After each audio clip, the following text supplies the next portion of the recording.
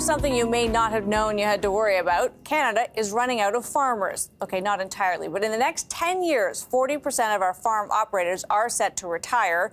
Meanwhile, they deal with a shortage of 24,000 workers.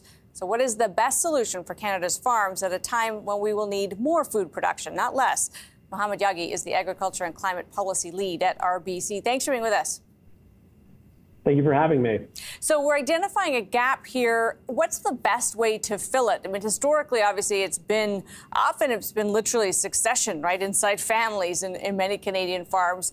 As our farms change, what do we need to change about how we staff them?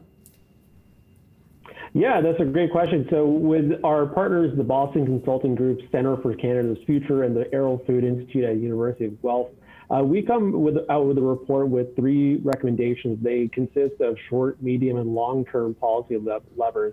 The first one is a short-term view of things, which is really to boost immigration numbers of farm operators coming to Canada. We see there's an opportunity right now in the market due to a lot of regulations abroad that are actually closing or downsizing many farms outside of Canada. So we see in the Netherlands, for instance, there's been a fund allocated of 24 billion euros to just basically buy farms in what they deem environmentally sensitive areas. So we see there's a great opportunity for immigration to happen in the short term by accepting over 30,000 farm operators in the next decade. But in addition to that, in the medium term, we really want to encourage and promote agricultural education across colleges and universities to attract new students. And we've seen this shift happen since 2003, where there's been an increase of 40% in schools. But it's really to break down the silos between faculties at universities and increase exposure for students who may not be, exposed to agriculture in the first place. And then lastly, we see automation being a critical component of this puzzle piece. Right. But right now, we see technology really inaccessible and very expensive. So that gets to, should we change the way we're doing things? We in Canada have a bias, have historically policy-wise, towards the family farm, the smaller farm, the non-corporate, if you will. The big bad word, of course, is the corporate farm. Should we change the way we think about that, given that we're going to need more food than ever, that we're going to have to be more sustainable than ever? Should we invite bigger money and bigger farms into the equation? First off, I want to say that, Canada is the 5th largest food exporting nation in the world, and our farmers do an incredible job producing quality products.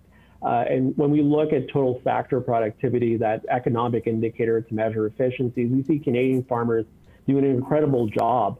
Really, what we're seeing right now is 2 critical components that are impacting the farming population right now. The first one being that 66% of producers currently don't have a succession plan in place. And we really need to get that, to decrease that number, of course. And then secondly, the number of operators below the age of 55 at the moment has declined by 54% since 2001. The policy levers that we're recommending in the plan will, of course, help usher in more producers into the space. But it's not necessarily about choosing winners and losers, but it's really about increasing that ecosystem for producers out there, because the more people we have involved in agriculture, the better the sector will be. Interesting. It's a great report, Mohamad. We appreciate your time with us. Thank you so much. Mohamad Yaghi is the Agriculture and Climate Policy Lead at RBC. Time for the takeaway and how to power change.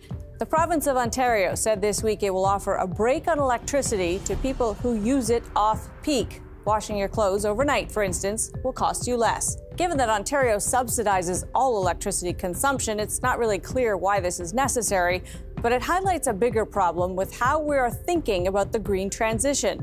In the dawn of the environmental movement, our conspicuous consumption was a big part of what was under scrutiny. Waste, in all its forms, was considered something we humans could do better on. Granted, we stopped allowing people to throw trash on the side of the road, at least in places where trash removal infrastructure exists.